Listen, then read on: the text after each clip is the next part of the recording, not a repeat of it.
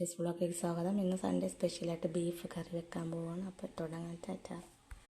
Beef നന്നായിട്ട് കഴുകി കുക്കറിൽ വെച്ചിരിക്കുകയാണ് വേവിക്കാനായിട്ട്.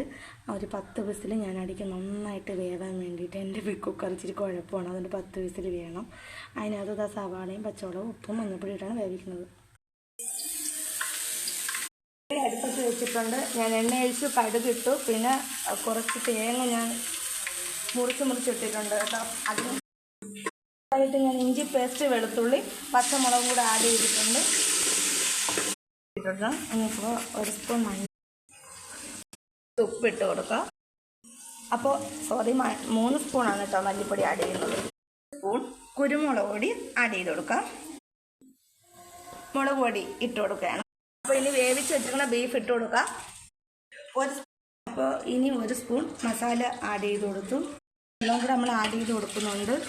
നേരത്തെ നമ്മൾ ബീഫ് വേവിക്കാൻ നേരത്തെ ഉപ്പിട്ട് കൊടുത്തു, പിന്നെ ഉള്ളി ബ്രൗൺ നിറാവാനും ഇട്ട് കൊടുത്തിട്ടുണ്ട്. അപ്പോൾ ഇനി ഉപ്പ് ഇടണ്ട, വെന്ത് വരുമ്പോൾ നോക്കിയിട്ട് ഇട്ടാൽ മതി. ഇപ്പോൾ ഒന്ന് റെഡിയായി വന്നിട്ട് നമുക്ക് വരാം.